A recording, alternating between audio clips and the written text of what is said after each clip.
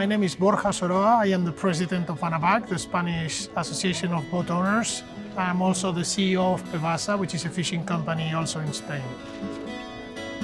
We first achieved MSC certification for the Indian Ocean skipjack in 2023, and now we have extended the MSC certification for skipjack also yellowfin in the Atlantic Ocean.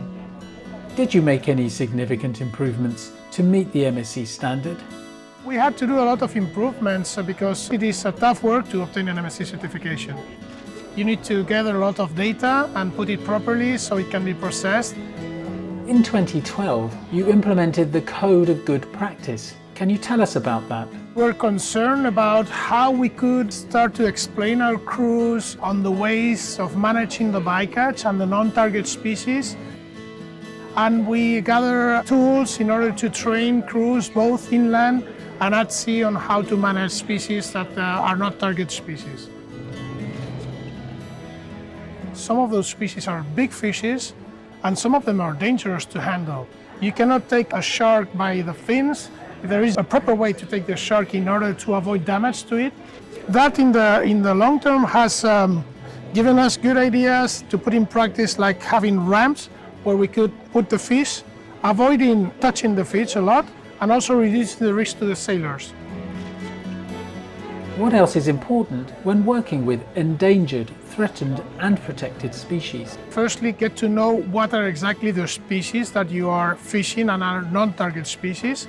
Secondly, to get some information from the scientists on the status of the stocks and where we are interacting with them, what moments of the year, and how can we change our way of acting in order to reduce our impact. That also encompasses a lot of technical data to be gathered from those species.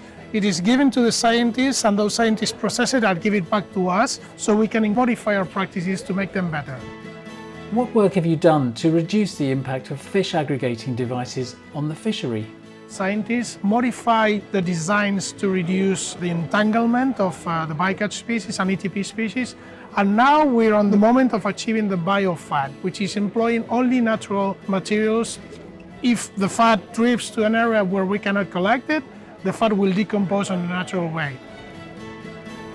Why is sustainable fishing so important? Fishermen are always considered as people that just take fish out of the sea. But it's taking a natural resource to give it for people to feed themselves. And that changes also all the way of thinking, even for the fishermen. It's very interesting. We feed the world, that's what we do. We don't fish. Finally, what's your favorite tuna dish? My favorite tuna dish is a natural recipe from my country, the Basque country, which is called marmitaco, which is a stoven tuna with potatoes and peppers.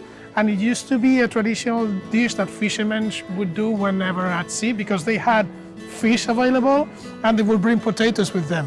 Fabulous.